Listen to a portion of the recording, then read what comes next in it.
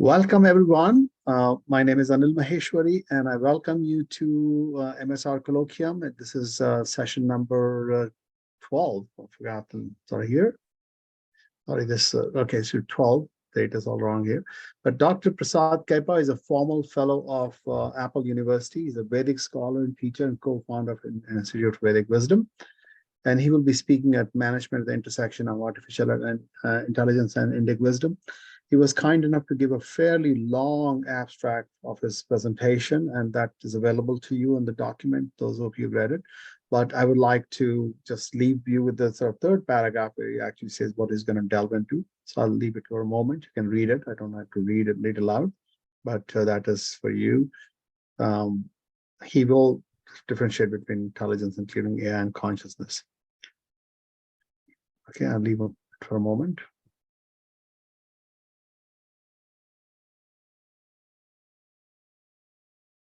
Okay, having said that, I'll stop the share and I invite Dr. Kaipa. Please go ahead. Please present. You have the right to share the charts. Thank you very much. Thank you very much, Anil.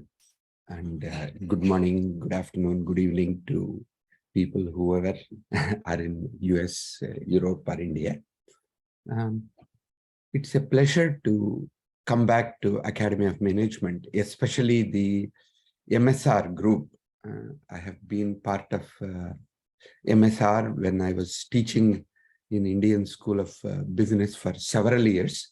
And so I had wonderful memories of working with Judy, Catherine, and several of you. So welcome back and thank you for inviting me to this session. So my topic today, as I chose, along with variety of people who are actually addressing the context of AI and consciousness, I specifically thought I will look at intersection of the Indic wisdom. When I talk about Indic wisdom, I'm looking at religions and spiritual traditions that have been emanated from India, the Hinduism, Buddhism, Jainism, Sikhism, or some of the things that come to. It's like somebody mentioned in the context of spirituality and religion, India is the only millionaire, while rest of the countries are pretty much paupers in that context.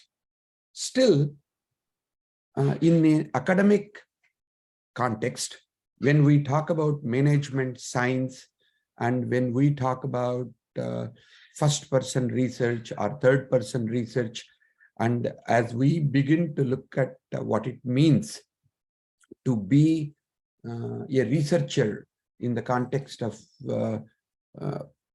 intersection of AI and Indic wisdom, what does it mean to be a management researcher and how do we look at it? That is some of the topics which I thought I'll address on. So I'll just touch upon what is this Institute of Indic Wisdom? How do we get affected by AI? I'm sure that is something that many of you are very familiar with and touched upon by a variety of speakers. I'll just spend like a minute or two on that. And then I try to differentiate intelligence and different kinds of intelligence. I talk about ABCDs of intelligence and then differentiate it with the consciousness itself and what is the impact of AI.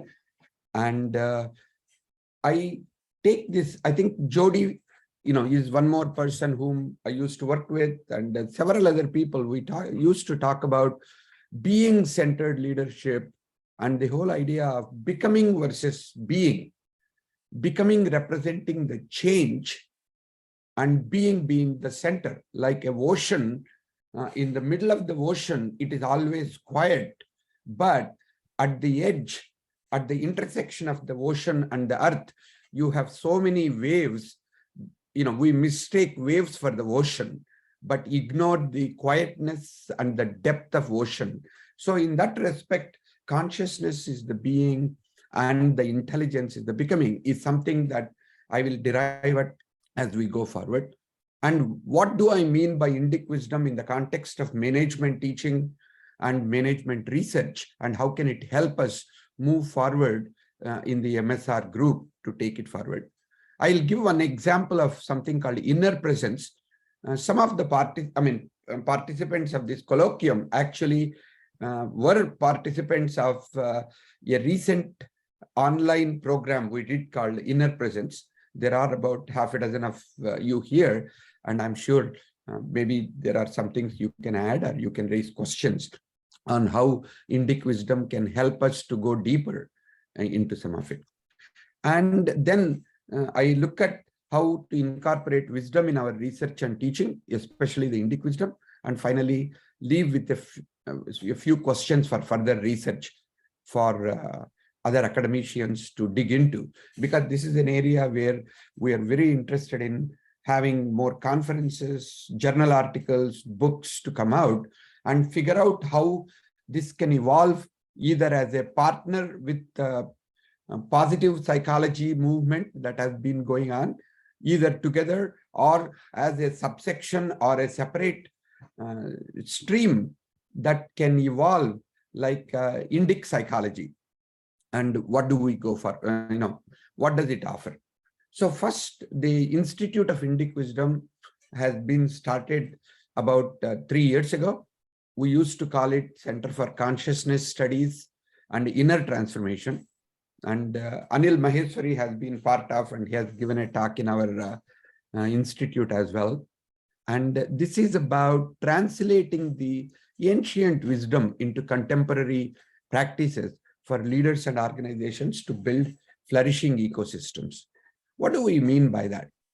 The idea of religions and spirituality directly affecting the research tradition and the management teaching, where we look at management science, we look at the evidence-based approaches, where we look at third-person research, empirical research versus first-person research, and finally, taking away to a certain extent what differentiates us, as I am from this religion, you are from that religion, so we do not have much in common. From that perspective, to look at how we can take some of the frameworks and models and various themes and contemporizing those spiritual insights and religious insight, turning them into management insights, management models for change, human development, motivation,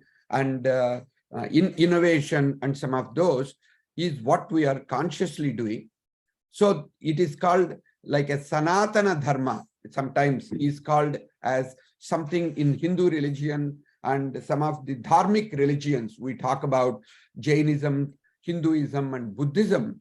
How do we make them into ever fresh by bringing modern and contextual interpretation of how those spiritual insights can be used in teaching, learning during the times of AI is what makes it fresh. That is what it means, Sanatana to Nitya Nutana. And we are a research institute. We work with several professors, several universities, and several organizations. And we are also a design studio. We are helping several authors to write books. For example, there is a Jewish scholar who is creating various things on animal kingdom and nature, how to look at developing management insights. So like that, we are a design studio, we are a research institute, and we are prototyping various kinds of courses, developing masters and certificate programs that are open for anybody to take and use in their university. And we are also working with people like Judy, working with people like Julia and Anil. Several of us, we are looking at doing some research, further research into Indic wisdom and how it is relevant for management practitioners and management scholars. So first, to summarize how the management discipline get affected by AI, the key thing what we are looking at is personalized learning. So it is no longer, I have 30 students in a classroom or 1,000 students in a huge MOOC or any of that type of stuff. How do we create personalized learning based on their individual needs and learning anxiety or learning that they want to pay attention to? That is something that we are very interested in. Styles. Like for example, one of the participants of this symposium right now, Rajesh Shetty, who is there, I just met with his son, Sumukh, who is working on AI, and his company is developing the avatar for each of us. For example, if we want to develop as a professor, as a researcher, as a coach, you can create your own AI avatar. And based on all your research, based on all your insights, he can help create a personalized avatar that can interact with however many students that you have, to have one-on-one chats, to help them understand your personalized answers to them, is something that is already beginning to happen. And similarly, automation of routine tasks.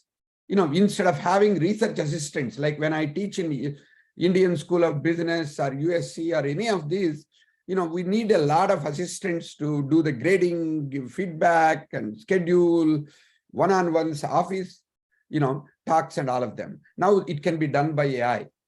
Similarly, the learner instructor interaction, like as I mentioned, the AI kind of avatars can be created. And there are all kinds of other interactions are possible through chatbots, voice assistants, and virtual reality simulations. And I'm really looking forward to Apple releasing their new tool along with the Meta and along with the Microsoft, all of those tools. We might be able to create realistic simulations of a different kind and totally provide a not just office hours or just when I talk to you about questions, continuous feedback loops are possible to help people to adjust their learning strategy without I changing my pedagogy to a certain extent. So there are variety of assessment tools, there are variety of things. So AI has a potential to augment human capacity, especially as a researcher and as a management teacher. It can revolutionize what we can do. But at the same time, there are lots of people who are confused about what is intelligence, what is consciousness. Is consciousness, a epiphenomenon of the brain, or whether there is something called a global consciousness. Of course, there are lots of people here, who are the founders of the Global Consciousness Institute, like Laszlo and Judy and Julia. Several of them have been looking at the global consciousness. Anil Maheshwari, or there are people who have been thinking about. So for my own clarity and to make it clear, I talk about A, B, C, Ds of intelligence. Artificial intelligence is the simulation of human intelligence by machines. Biological intelligence talks about not only the human intelligence, but also the conscious and unconscious processes that animals and plants under the nature has got. The key differentiation of biological intelligence has got both the conscious, unconscious, and subconscious processes, and there is a gradation of various levels of cognitive functions in animals, in plants, and in human beings. That is something very, very different, because AI does not have, it is only like a one mode. It's all on or all off, whereas biological intelligence has got different levels of it. Then when we talk about conscious intelligence, even though that has not been widely talked about in the scientific domain, it is about our ability to gain mastery over our circumstances is what is called a conscious intelligence. It's a small definition that people talked about, but at some level, artificial consciousness is also some research area that in Silicon Valley, I have heard several people discuss. So, of course, the joke is we don't even understand the intelligence and the consciousness, and we are struggling with that. But to develop models of artificial intelligence and artificial consciousness, I'm sure it will be very interesting to study and learn more about. Finally, there is something called a digital intelligence, that is leveraging the digital tools and technologies to gather, analyze, and interpret data for decision making and problem solving. Or another way of talking about it is using technology to enhance productivity, efficiency, and effectiveness. So in some respects, that's exactly where we are going towards. How to integrate human intelligence with AI so that our digital intelligence can be expanded a lot.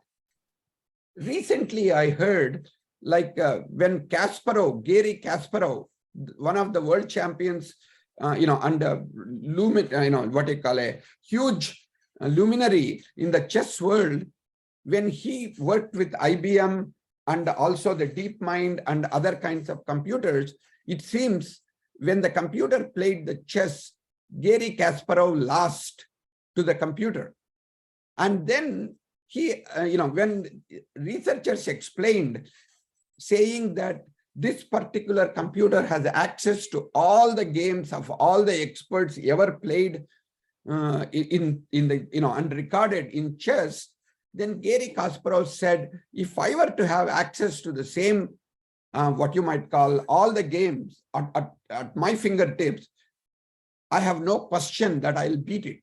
And that's exactly what he did. So what it means is artificial intelligence obviously has mastered intelligence. Like 10 years ago, I wrote the book with my colleague Navi Raju called From Smart to Wise. And at that time, we looked at who is the smartest person on the planet. Can the CEO or can our professor, can the teacher be a smarter person than the student? But now with the generative AI, and even though we talk about narrow AI and AGI has not come about, but still we can say the smartness war is already lost. You can say the AI is going to be, with all the information at its fingertips, it can make better decisions and it can suggest better actions and come up with better models. But the key part is this: if I am working against the AI, I have already lost.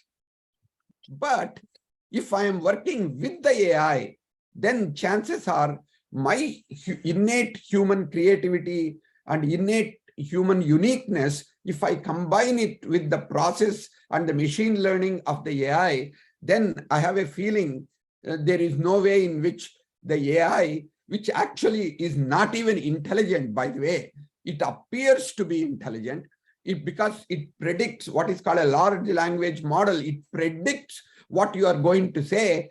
But if we can think differently, if we are unique, and if we can come up with different ways than our autopilot way. So another way of saying is, if we are on autopilot, AI can always beat us. If we become conscious, if we truly pay attention to what we can be aware, sensitive, and become conscious, like what you call a self-aware and conscious of consciousness, then I have a feeling we can always come up with better ways of moving forward.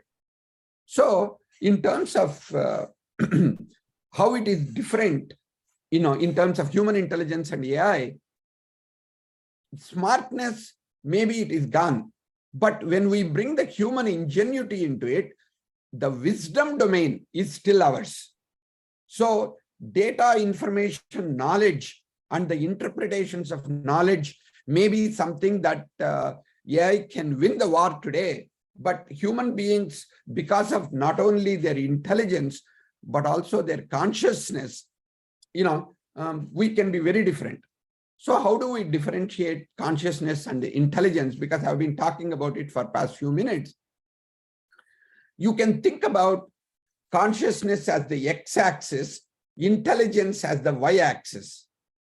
So to a certain extent, if you look at it, intelligence is about actions, decisions, and change. What is changing? What is becoming? How do we become rich? How do we become better teachers? How do we become better researchers? How can we produce better books and write better articles? On the other hand, consciousness is about being aware, being sentient.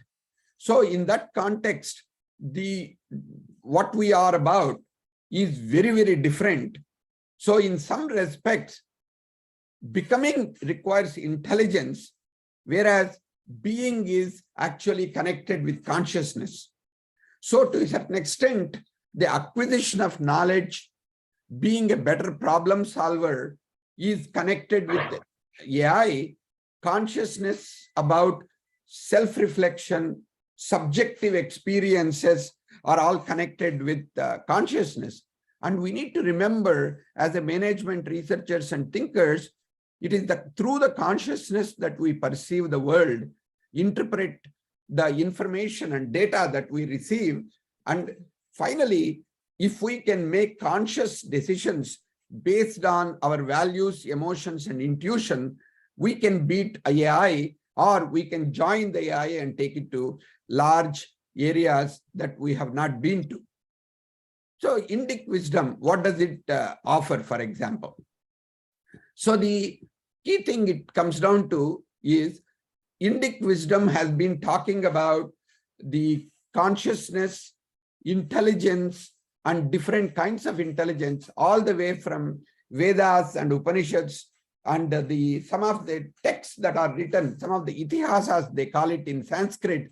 That means the stories, like we have just like epics, and there are various kinds of things like Mahabharata and Ramayana are various kinds of texts, which are like 100,000 poems and couplets. So these are larger than any of the Greek and some of the Western books that have been written, and the poems that have been written, and they offer profound insights on holistic and a larger and integrated way, interdependent way of looking at life. And they focus on the global intelligence, which is talking about the interconnectedness of all our consciousness as one, and the philosophy of self-service, the role that we can play instead of taking our active role, the actor role, seriously. How do I actually tap into, with humility, with creativity, when I can look at serving others, it seems to inspire deeper connectedness and deeper motivation.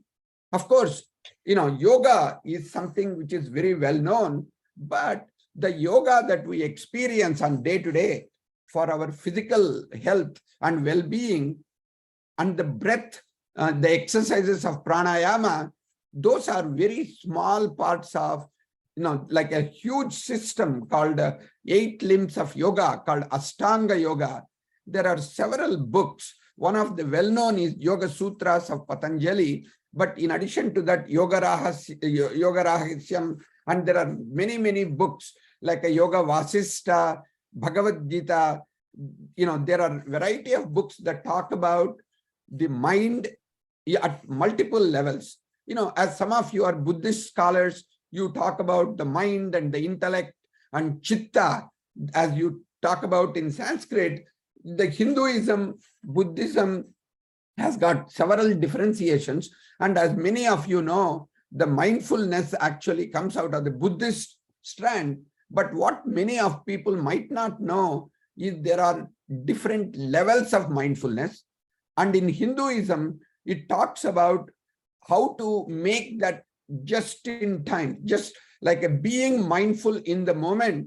What are all the kind of practices that will help us to get into the mindful state very quickly, and how do we make it longer?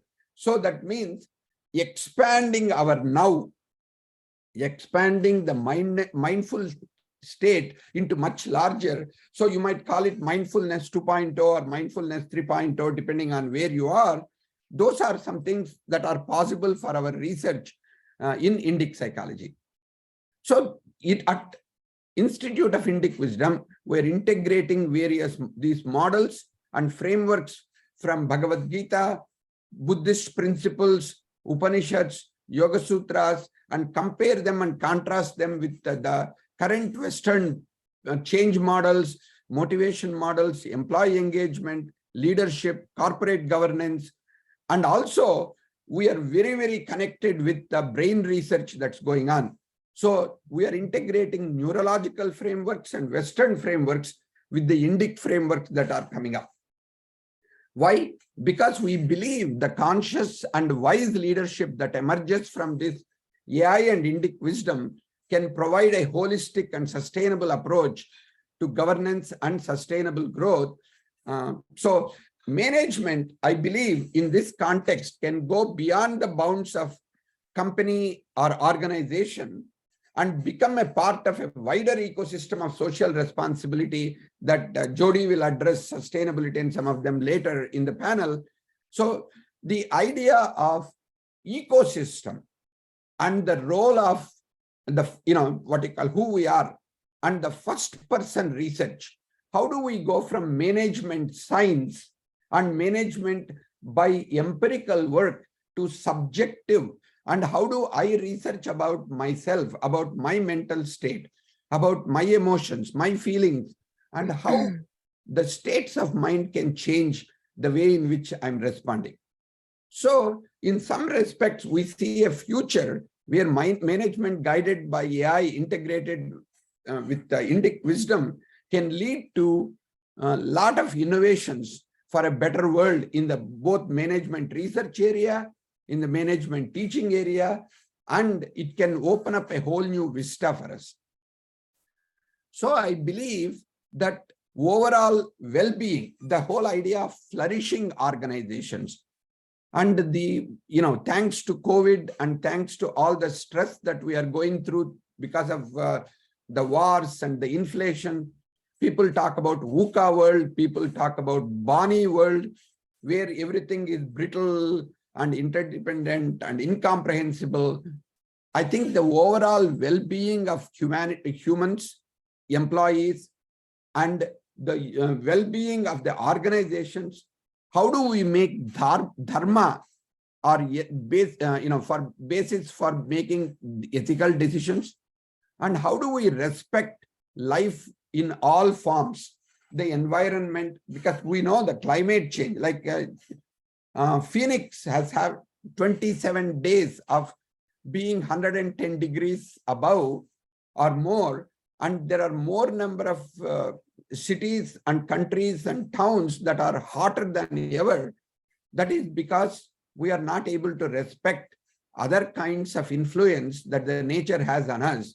And I think we need to re-examine how do we teach our students to, who are becoming professors, who are becoming CEOs, who are becoming entrepreneurs, to make better decisions and take better actions.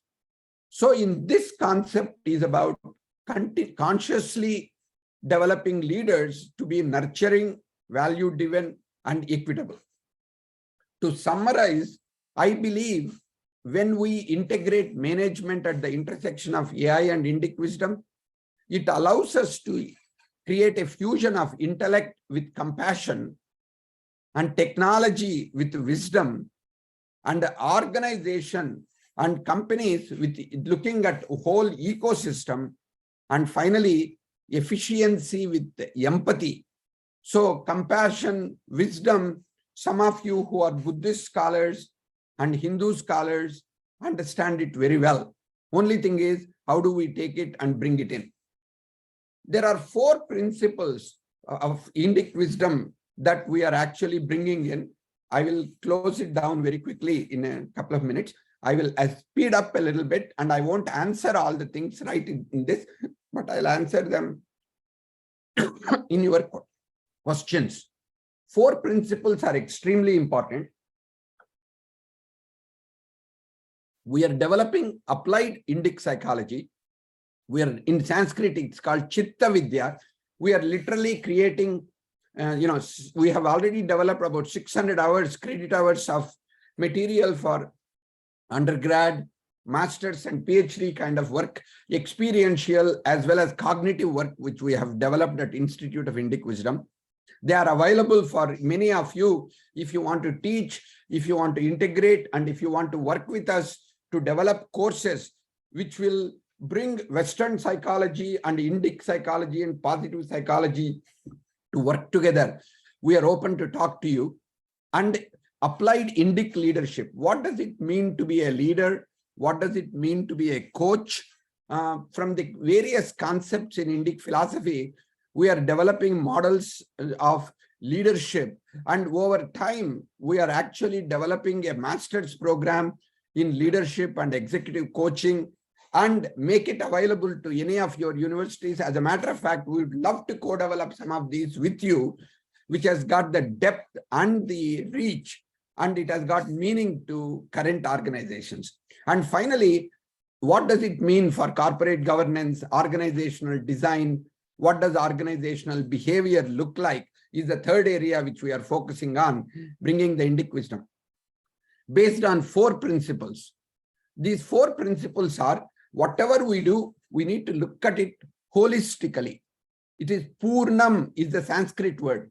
Just like a Japanese word talks about Kaizen and some of these words, Purnam, Tattvam, Dharmam, Anandam, do not have exact English equivalents.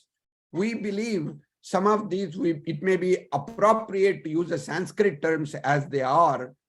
So thinking systemic, holistic, interdependent, whatever we do, we need to think about it. That is represented by Purnam, and that is connected with systems thinking, as you can appropriately connect with.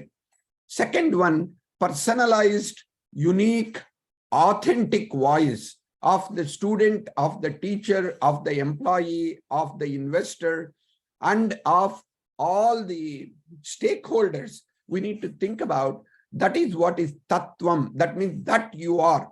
Can you bring who you are, not just what you do? Not just your head. Like some employees are saying, you just want my hands and sometimes my head, but you have no interest in my heart or my spirit, how I feel. Especially companies are struggling to bring people back to full-time, coming back to offices. And, the heart and spirit is fighting with the hands and the head, as somebody told me. So in that context, how do you help both organization and individual decide what is the best way they can make the most contribution to the organization, and organization can make most contribution to the individual? Those are some new models of working or under research, and we need to examine that further. The metric we recommend we pay attention to is what we call Anandam. Of course, I know already there are lots of books on happiness at work. I believe happiness is the layer 1. The Anandam version 1.0 is called happiness. It is in United States Constitution as pursuit of happiness, but Indic wisdom says happiness is your birthright. Actually being happy, of course, positive psychology, appreciative inquiry is built on happiness as the foundation for what we are doing. And the Mormon religion, that has been one of the, what you might call instigators and one of the foundations that have been brought into positive psychology, also talks about happiness. And what we are introducing is that there are multiple layers of happiness. Joy, happiness are only 2 levels. The version 2 of happiness is joy. And there are 11 levels of experiencing joy in one text called Taittiriya Upanishad. They talk about 10 to the power 21 of joy of a person who is in prime of youth, who has got all the money, who has got all the resources. His happiness, if it is 1 unit, there is, like a 10 to the power 21, you can go to in terms of looking at what is possible as called Brahmanandam. So there are ways of creating some kind of a numerical, some kind of a different kinds of metrics that we can look at, especially if we want to create flourishing organizations. All of this is based on what is called dharma. What is your dharma? What is my dharma? Your dharma as a teacher and a researcher, or as a CEO, or as a consultant, and how do we take it forward? So these principles result in 4 questions. Is what we are doing ethical? Is it authentic and personalized for each person who is doing, so that they can bring all of head, heart, and the spirit and the brain to work and feel good? That is second one. Does it bring joy to me? Does it bring joy to others? So that means bringing in all stakeholders, not just stockholders in the management. If we are looking at all stockholders, including the nature and climate, how do we think about corporate governance? How do we create economic metrics? And then finally, is it holistic and systemic? So these are the questions we call, like children get DTaP vaccination.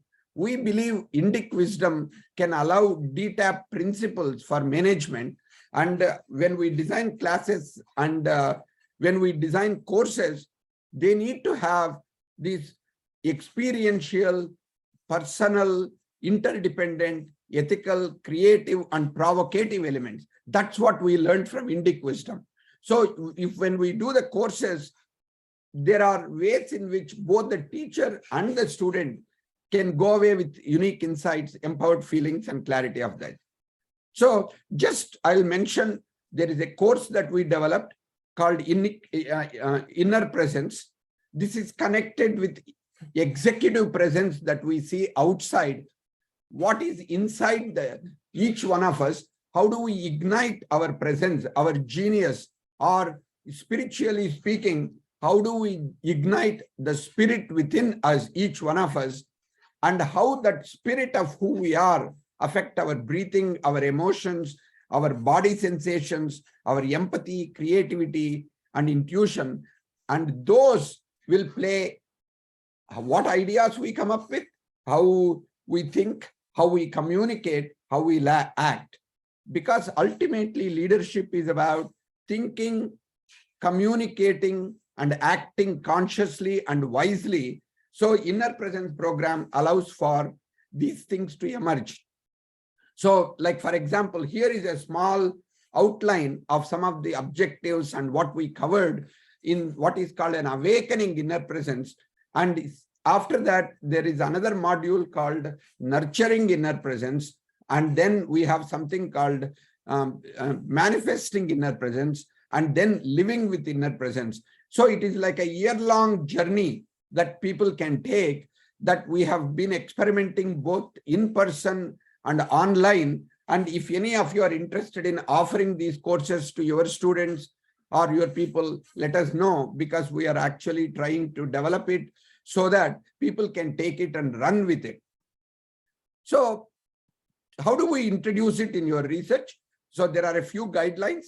One is, especially because other than MSR group, majority of the management has become a lot more management science and management statistics. We need to do cross-cultural, we need to do a lot of numbers, we need to do quantitative a lot more. So it is better to start with evidence if we want our colleagues who are outside of MSR to take up some of this kind of spirituality and religion into management.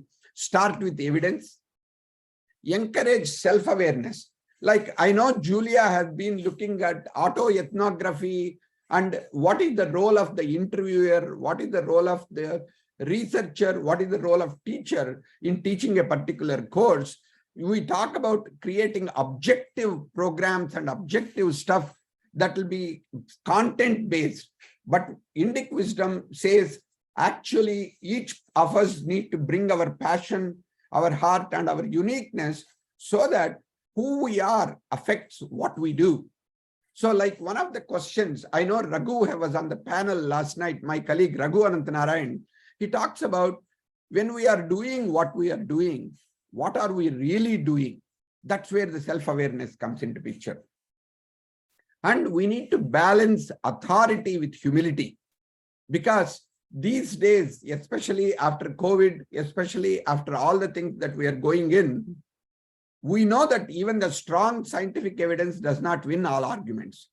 So we need to figure out, there are valid reasons that different people have got. How do we create max mix groups of researchers and teachers so that we can bring all perspectives and work with it? Couple of more points are highlight success stories. We know that from appreciative inquiry research from Cooper Ryder and Suresh Srivastava for a long time, we need to focus on discovering the success and where things are working and build on it. And finally, encourage experience, not just cognitive stuff, but also a lot more people to experiment and see the benefits.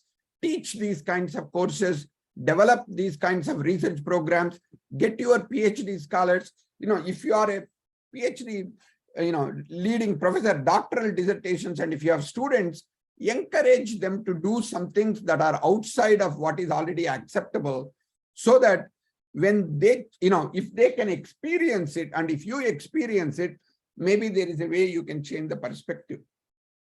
Of course, all this will not happen right away, even though we are very passionate in the MSR group, but to bring it into the Academy of Management, to publish papers beyond various things that we have in top journals, we need patience and persistence, because the change and especially the mindsets do not change. And each of you know that. And I know I'm seeing the nodding heads to a certain extent.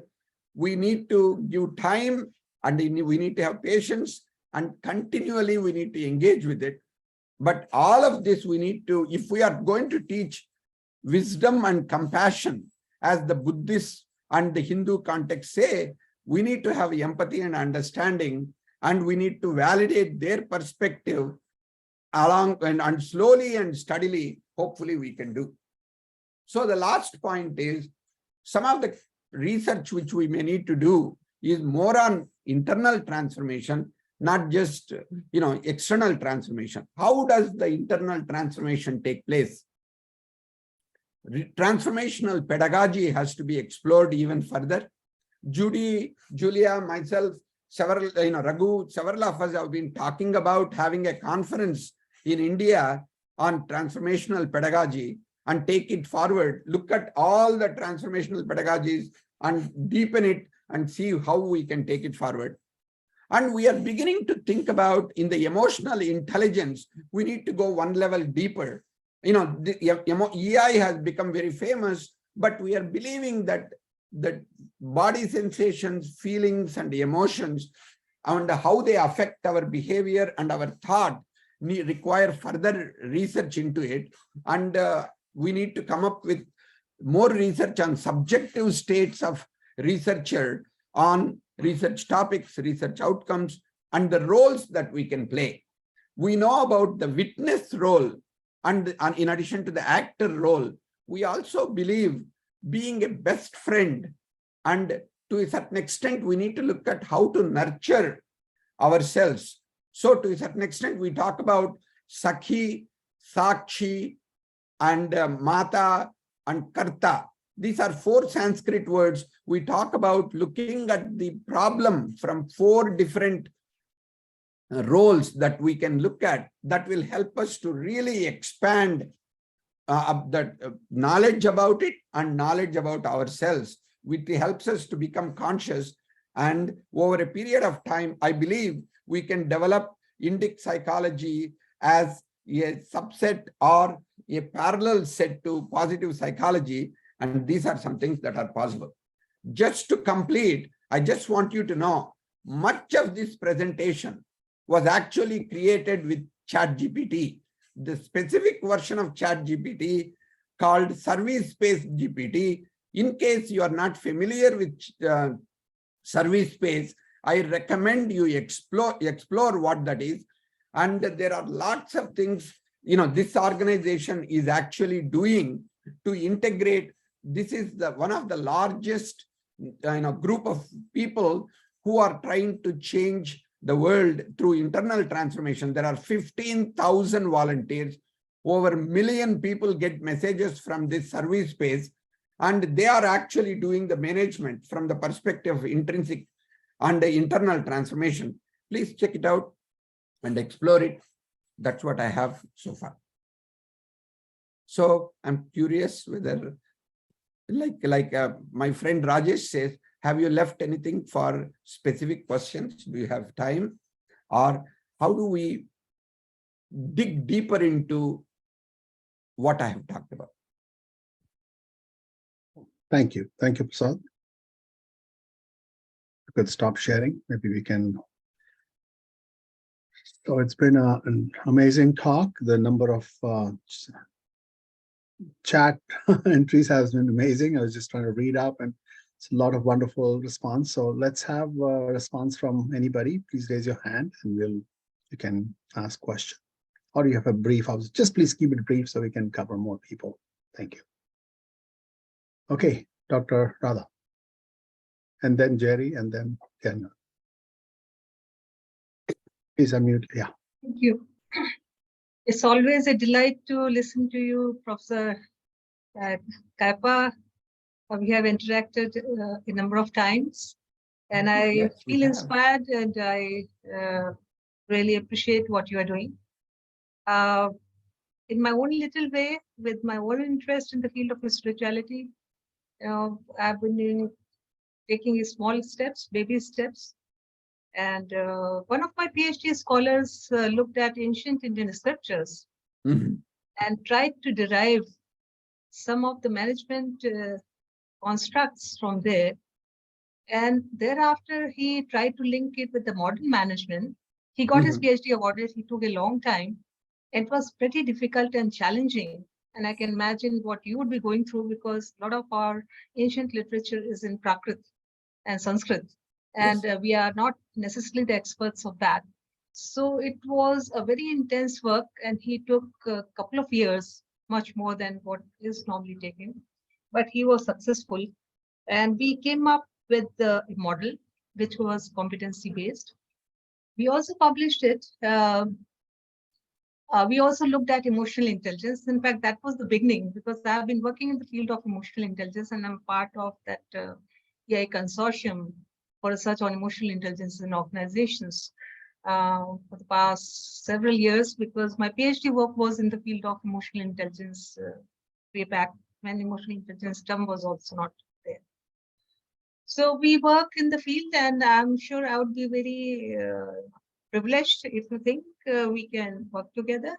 I've been also offering the course at the doctoral level and on spirituality, and did some work here and there. Did a project for the government of India, which was spirituality based, which took about 2 years. So in my own little way, I've been trying to read, write. In fact, I've been part of MSR for the past decade and a half, more than that actually. So just in the process of learning from all the great scholars who are there on this platform, Judy and Jody and all those people at Maharishi University, and Anil and I, we have been interacting for years as well. Radha, do you have a question? So we can keep it quick and we can move on to other people. Thanks. Thank you. Thank you. Jerry, please. Yeah. I Please just unmute. thought, I think I did. Can you hear me? Yes. We can, Okay, good. hear you, Jerry. Yeah, Nice to see I'm not you. used to using the headphones. I thought that was an amazing talk, Prasad. I mean, and I agree with so much of what you were saying. What I'm wondering is, it sounds like from what you're saying, like the Indic traditions, we'll talk about the different parts of yoga, like how the chakras would be involved. I know I was for a while interested in, how you hold your hands up and you push down on the hands, or you do like kinesiology. kinesiology, and how that impacts, and maybe the different parts of yoga get involved with that. I don't know, but I got very involved with it for a while with core energetics. That was Pirakis is using bioenergetics, but taking it a more spiritual aspects. So I think I really want to find out more about this courses that you're offering. It sounds like it just sounds really important. And the question I have, and I was putting it in the chat, is it doesn't seem to me, artificial intelligence, while you can use it for a lot of things, doesn't seem, how would it that I don't see how kinesiology could be involved. I don't see how, the body's use of wisdom could be involved. And, and so I wonder if you could comment on that. Actually, I got into, by the way, I do not know, I did not mention it. I have a PhD in physics. I have written papers and I have worked with Nobel laureates in physics to work in my area. And that led me to Apple looking at some things. And in Apple, in 1980s, we were working on artificial intelligence. That's what led me to recognize the limitations of intelligence of fuzzy logic at that time, now the machine learning. So what it is allowing me to do is integrate my physics background and integrate my AI kind of thinking at this moment with the Indic wisdom. What I find is AI by itself is not intelligent at all. It appears intelligent to us because it is predicting how we think and presenting next set of stuff again and again. As a matter of fact, there is neither intelligence nor sentience in AI by itself. So that's the first part. So whatever we are looking at and whatever we are taking forward, we need to just work with it. And definitely there is a lot of work which we can do regarding energy, and chakras and all of them. Like what Radhaji mentioned, and then what you are mentioning, Jerry, we need to take the principles from Sanskrit or Tamil or whatever language they are in. We need to translate into management models and principles. If we don't do that part of it, if we try to take directly the text and try to apply it, it doesn't work. I think the modernizing it, contextualizing it, and contemporizing it is extremely valuable and extremely meaningful work that need to be done before we do, we turn it into management models and framework. That is where we can help. Some of us have got a lot of background, not only in Sanskrit, but also in some of these Vedas, Upanishads, and Yoga Sutras, and some of them. We are actually non-profit. We are willing to help academic researchers and professors in whatever way we can help. We would love to be, we are like Institute for the Future, if you want to call. We are interested in helping you whatever way we can do. We are not interested in creating our own, but we want to make it available so that we can have more research and more courses and more things that can evolve for the 21st century. Well, and part of what you're saying, if there's some way to like bridge the gap, like take the Vedic stuff and show similarities to the Western, because I think there are similarities when you talk about like bioenergetics, core energetics, the stuff that Wilhelm Reich was getting into. He was talking about all this stuff, and the West was nowhere ready for any of this. Reich ended up in prison, right? So, but I think some way of translating it for Westerners. Yes. Because I think Academy of Management as a whole isn't really that into Vedic stuff. But if you could put it in terms of Westerners understanding it. Definitely. Actually, Julia was talking to me earlier whether we could do some of our inner presence seminars or some of these research seminars. We'll be happy to conduct some of them, for faculty and for researchers. If any of you are interested, we would love to partner with you, Jerry, and partner with many of you and help in whatever way we can to further your research interests and your papers and some of it. We have no specific necessity for anything to come in terms of money or anything else. So please contact us and contact me, and I'll be happy to help, and my colleagues will be happy to help in whatever way we can. Thank you. Thank you. Let's go to Tian. Thank you, Prasad, for this thought-provoking presentation. I really appreciate how you emphasize embodied knowing, embodied, holistic way of knowing. There's one burning question in my mind that remains unanswered or unclarified. You identified, you categorized several different terms: artificial intelligence, biological intelligence, digital intelligence, etc. So my question is, what's the difference and the connection between artificial intelligence and consciousness?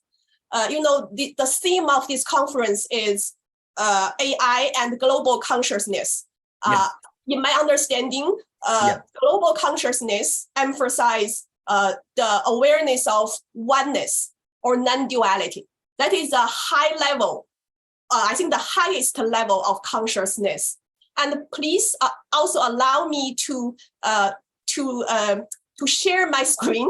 I'm not enabled to share my screen. I think let's just keep proceeding with the question, what you just asked. Let's have this Okay, so I'm working on the Buddhist ontology that has a very systematic description of consciousness. That's also related to Ken Wilber's the Great Nest system, the model of Great Nest. I think many of us are familiar with that, including Jody Fry. I saw your being-centered leadership that talked upon that. Yeah, so in my understanding, the Buddhist ontology is very much like that, where we define consciousness into 5 levels. The body level, like the 5 senses, those are the 5 consciousness. And then we have the mind level, but we Buddhist understanding divided into mental consciousness and self-awareness. Self-awareness is even higher level. It's about our ego, and the higher level is alaya vijnana. That's in Sanskrit.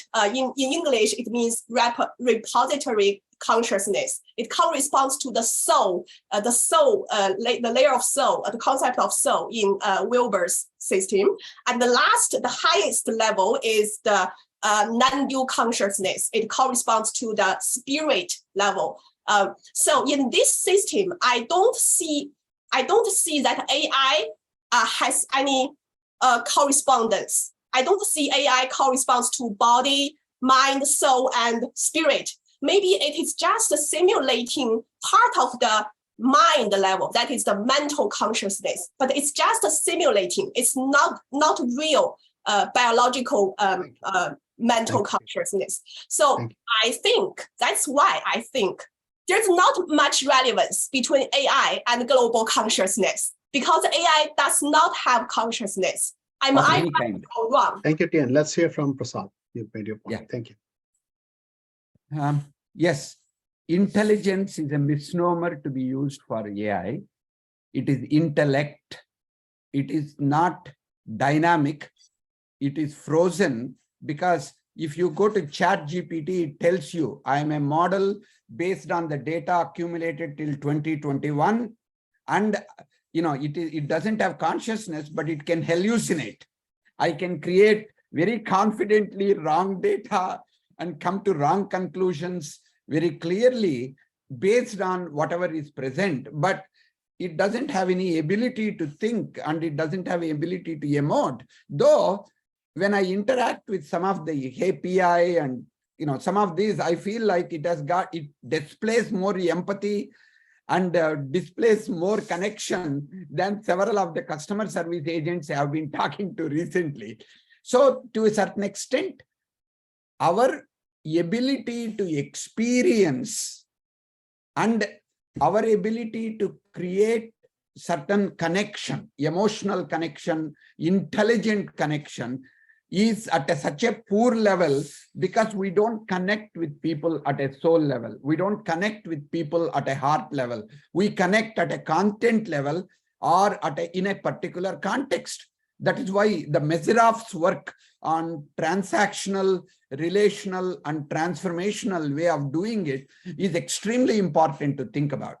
We also found in the, in different type of things, we found out there are 5 levels of communication. Actually, it becomes 7 later. But so the connection with the AI is at the lowest level, but it makes us feel like we are very important because it is personalized and it is empathetic. So if we can take learnings from how the AI is designed and connect it to how we are connecting emotionally, how we are connecting, as you said, a soul or the consciousness at multiple levels. Subhash talked about earlier, and some of the other people have been talking about consciousness, whether it is an individual consciousness or a global consciousness. When we talk about global consciousness, then we get into a non-dual stuff. Like even Jody is here in the being. You talk about what is the highest level of being. In that, there is no individual being. There is only a collective being that we are talking about. So these will go into metaphysical as well as philosophical discussions that immediately may not be easy to translate into management, but we may have to take one step at a time. Just like the AI is doing, how do we connect with each other? How do we relate to each other? How do we ask questions in a way that other person does not feel threatened? How do we bring authority as a teacher and as a researcher, at the same time humility as a learner and a co-creator? I think these are some things that we need to evolve as management practitioners and thinkers ourselves. And when we do that, our models become embodied and we are experiencing and we are projecting that. So in that, there is a personalization, there is authenticity, there is spirit in what we are doing. And this will really, just like, the quality movement has transformed, in the Japanese thinking has transformed the quality movement. Maybe this kind of a Hindu way of, or a Buddhist or a Jain or any of these kind of Indic ways of looking, combined with the Western ways of thinking, maybe we can fight the AI. Maybe we can make, our uniqueness, our human speciality to become more important as we go forward. Till now, what we did was very, very small amount. Now that we can do something unique and fantastic, we can actually go. Thanks to AI, we are being challenged to be more human and more special than we ever were. And that requires more consciousness to be brought into self-awareness and our roles as teachers and researchers. That is probably the best way I can put it. Thank you, Prasad. Thank you. Let's go to Julia. Thank you, Anil, for all your work in hosting this. And thank you, Prasad, for a lively and sparkling presentation. And as incoming chair of MSR, I want to thank you all for being here to engage in this. This is wonderful. Wearing my incoming chair hat, Prasad, one of the key strategic goals of MSR is to enhance, and these are the words in the division application, enhance the research rigor and impact of MSR research. Mm-hmm. And we've talked about this a lot before, and I think I'd kind of like to have this platform hear your ideas on an issue that's very near and dear to our hearts, and that is how to shift kind of like the norm of rigor and all that means in terms of a materialist or post-positivist paradigm, and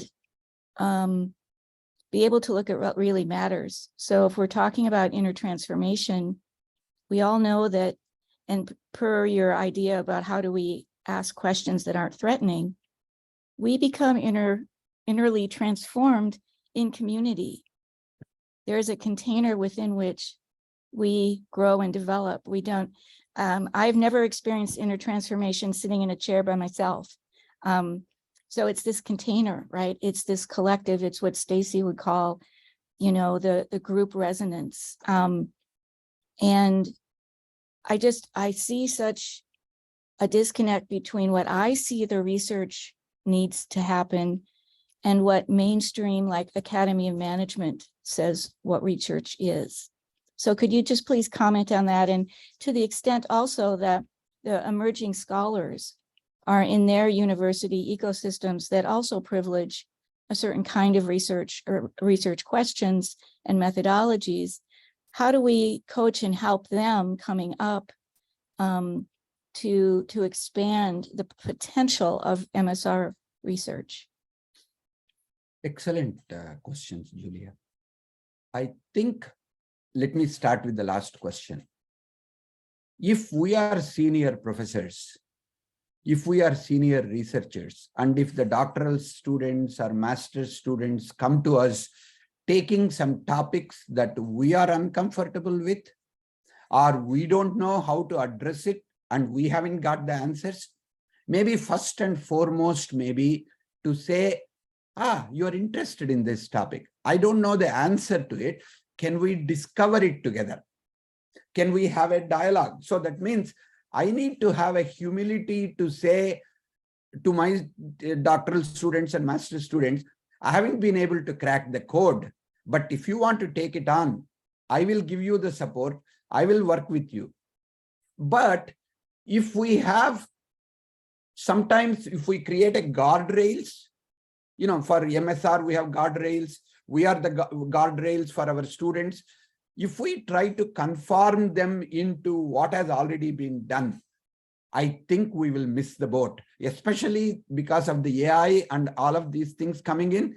Like, for example, some of the work, like when Anil talks about meditation, in MSR group, meditation is something very common.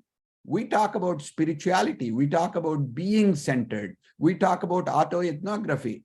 But can we publish this in some other Academy of Management journals? How easy it is for us to present it where the focus is completely on quantitative methods and third-person research, where you are supposed to be objective. Your subjectivity is not only they are not interested, it is not welcome. It actually becomes a barrier to publish our papers there.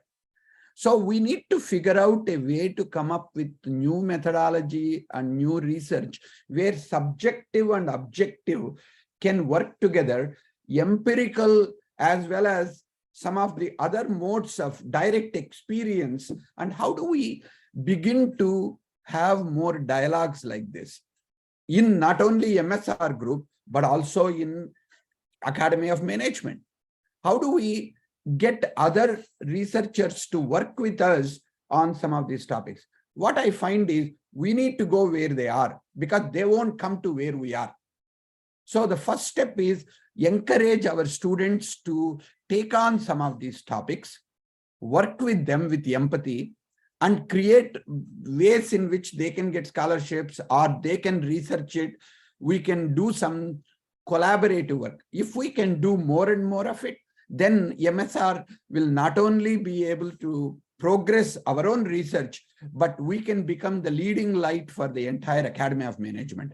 I think we are at the forefront of what needs to be done as a future of management, teaching, and research. And I think it is up to us to take that stewardship and leadership. And I hope we can work together on that. Excellent. Judy, please go ahead. Oh, Prasad ji, it is so wonderful to hear you and to be inspired by you. My question is from the Indic wisdom perspective, and particularly looking at practice. And in the Inner Presence course, there was a focus on practice. And in many of the courses that people in MSR teach, there's a focus on having students take on a spiritual practice. And Chris Laszlo has written about that in his Quantum Leadership book, and which is used as a textbook in a lot of courses. And many of us have assigned students to choose a practice of their own and deepen it. And that's all for individual development and individual consciousness. And I'm wondering if there's anything in Indic wisdom about collective practice. I saw someone, Barbara Nussbaum, put in a dissertation on collective resonance. But Yes. is there, in Indic wisdom, are there practices for global consciousness that are collective practices that could be integrated into MSR work? Definitely, Judy. I think, of course, Anil Maheshwari, being in Fairfield in Maharshi International University, is familiar with several of the experiments that they had done on the collective consciousness, as it used to be called. So people have found there have been research published by a variety of researchers on maybe the individual consciousness is a misnomer. For example, my conversation with all of you, especially in the questions and answer session, I do not have a ready-made answer. But when you raise a question, if I am in a state of mind where I am open and receptive, your question, like a rock in a still pond, generates its own resonance. Like, if I use like what Barbara was saying as a collective resonance. So that means we actually provoke and invoke and inspire the generative conversations. So to a certain extent, anything we do, our consciousness is never individual in nature. For example, even if I'm doing independent research, but if I've read all the papers or all the texts or all the research that is done either in the West or in the East, or if I read Bhagavad Gita or I read context and then reflect on it, I am influenced by what has been written by the authors who are no longer here. So to a certain extent, if we can begin to look at it and say, by brain, it is very well known in the brain research, brain is security oriented. It is not thinking oriented. Brain as an organ, it is supposed to protect us and it is supposed to come up with ideas. But the mind, as Buddhists talk about, as Hindus talk about, and then the levels of mind, the different kinds of mind, the lower mind, the higher mind, as sometimes you say, manas, intellect, buddhi, chitta, ahankara. Sometimes Buddhist or a Hindu, some of them have got 11 differentiations of the mind, subtleness of the mind. And when you talk about chakras, the energy centers, Jerry referred to energetic core energies and some other. So there are multiple ways in which we can look at how we are constantly being influenced by the collective, whether we call the collective a group or the globe. I think we are constantly co-creating each other, like I creating you, creating me, creating each other. I think that is the fundamental tenet for the Indic wisdom. And I think if we base it on that, then what people call it as a non-dualistic perspective, there is no I, there is no soul, there is no individual.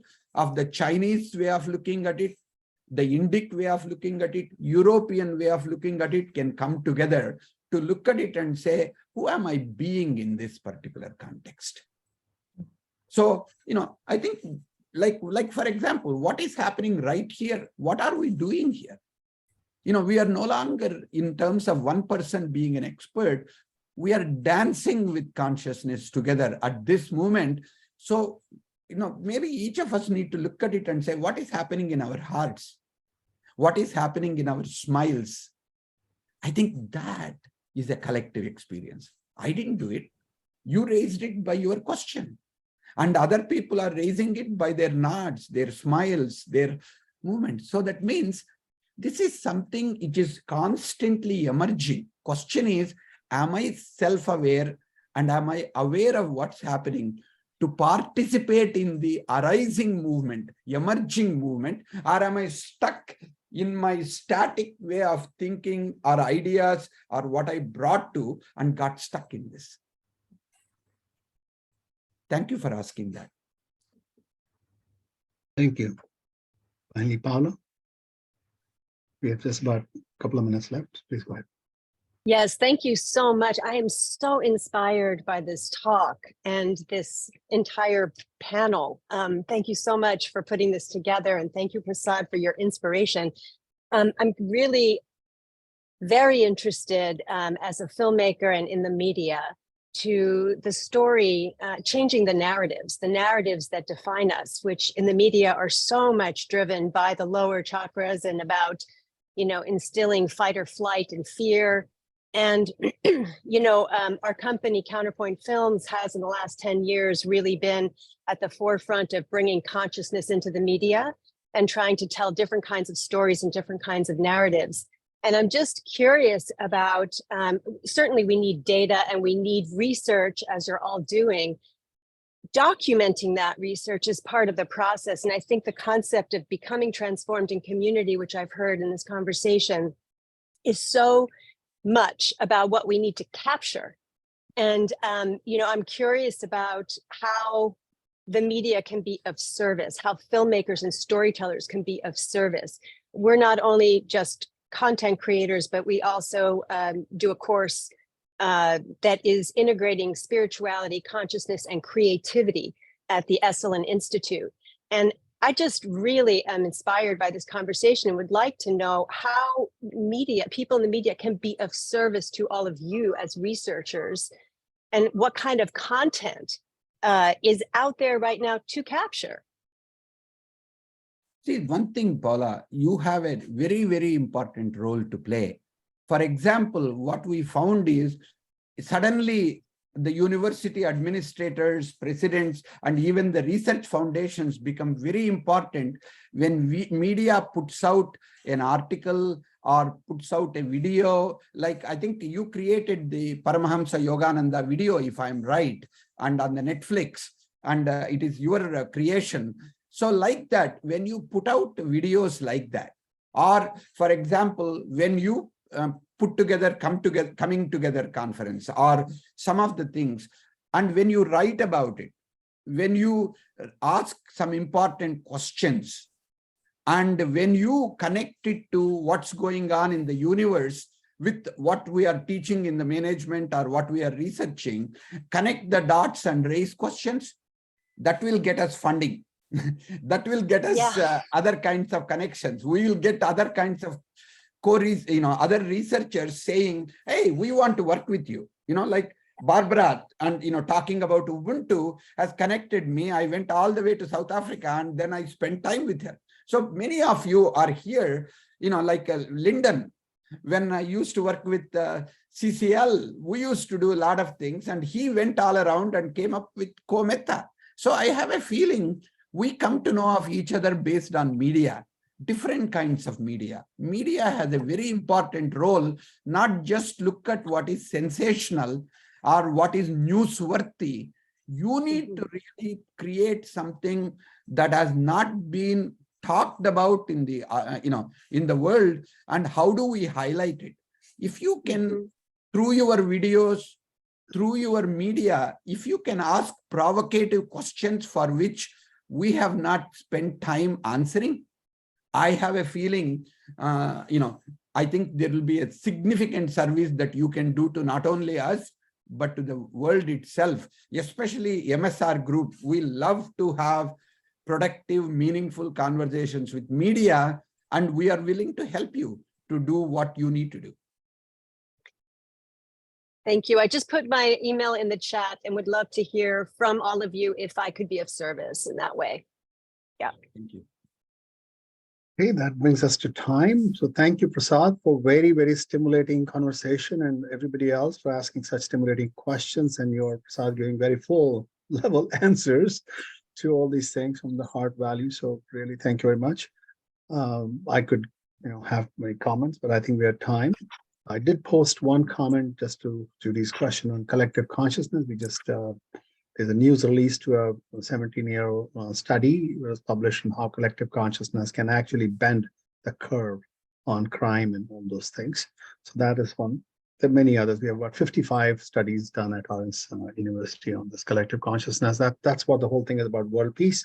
And maybe place for pitch. Those who are going to Boston, please attend our, Judy is part of that, and Chris is part of that, and Catherine is part of that symposium, Management and World Peace. And would love to have that. We'll discuss collective consciousness and many other perspectives in terms of creating world peace. So thank you very much, Prasad. We could go on, I am sure. And thank you also for offering to conduct this courses. Did you, can I answer this inner awakening, what is it called, inner presence course? How many people would you do, and would you need some sort of resources for that? If you can get a global group, let's say of half a dozen to a dozen people, can you tell a little bit about that course that you did with others? So we can do the course like that, if we have 15, 20 people, easily we can manage it. If it becomes more than that, more than 20, something like that, then we can do multiple courses. We are open to doing multiple times. We engage with you, and we are excited about, and we would be I think humbled if you want us to help with your research or do these courses. And so please thank you. And that's another place, Paula, you could help. Some of the content could be made more engaging to audiences that are not open to that kind of a message. Sometimes the message, the right metaphors, the right imagery can become very useful. I mean, those who can't see inner imagery, how to bring the inner imagery out. So that's kind of fair. Anyways, we could go on with this. So thank you very much. I appreciate very much. So hold on for the next discussion. It'll be on religions. And I'll be part of the panel, and also Sunny has joined, and Nick joined. So we'll talk about religions. We'll see how that goes. Thank you very much. Appreciate everybody. Prasad, thank you. Thank you, Anil, for inviting me, and Julia and all of you. I really am going away totally charged up. I appreciate all your consciousness. Thank you. Bye. Thank you. Take care. Bye. See you in about 20, 25 minutes. Thank you.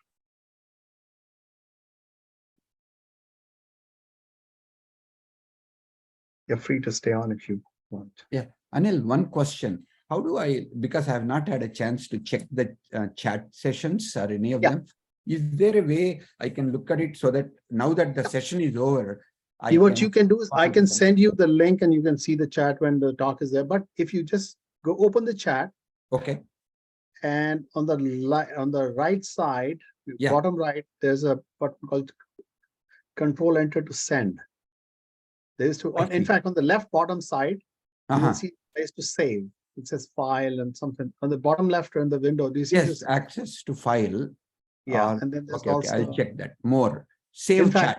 On the dot, you see save chat. Save chat has been there. Now they add more options, so you can do many things. You can copy a file, so it will come up with the previous sessions. Also, all the things will come up. Okay, thank you. So I'm not killing the window. Take a moment to save this chat, and I got it. I appreciate it, and really lively group of people, and wonderful set of people. Thank you for organizing it, and the way in which the group has come and various questions have stimulated me, and I look forward to having further interactions. Have a wonderful day. I'll connect with some more talks. Also. We'll connect and we'll talk and we'll work more. Subhash Kak also spoke about sort of similar topics.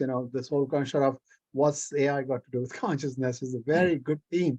And I guess when you hear from 3-4 people, and people will triangulate and see, okay, now I begin to get it, if at all. Right. I was just chatting with Subhash, asking what was his talk, so that mine will be a little different from his, but we didn't have too much time this morning. It's a stream of consciousness, right? Right, exactly. He didn't use charts. He just made talk for some time and then put a lot of questions. In fact, one of the fun things, for others who are listening and maybe if they want, what he thought was, this global consciousness, the revelation part being the instrument to the consciousness, global, whatever we call unbounded pure consciousness. He gave an example where he said, one night I was just tossing and turning, and this thing about genetic code came to me. He said, I'm not sort of genetic researcher, but it came to me. And so I just thought of the idea, just like Beethoven got the whole symphony in his mind, or Ramanujan got the whole answer in his mind. He just sat down, wrote it, and got published in a great journal. In fact, just this morning, he sent me the paper, and he said, please share this paper if you can, because the whole idea of genetics came. So why Yes, don't I? he sent it to me also. Yeah. And yeah, here it is. So here it is. Somewhere it is. So anyway. Great. So anyway, that's paper he sent. Where is I don't know. Thank you. Yeah. Okay, here it is. I'll just send this in the paper so you can Sure. take this one. Sure. Let's copy the URL and copy it, put into the text.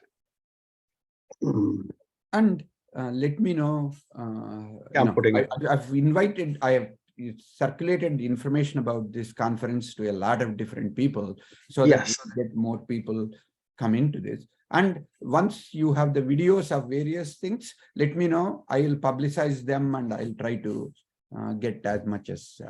Yes.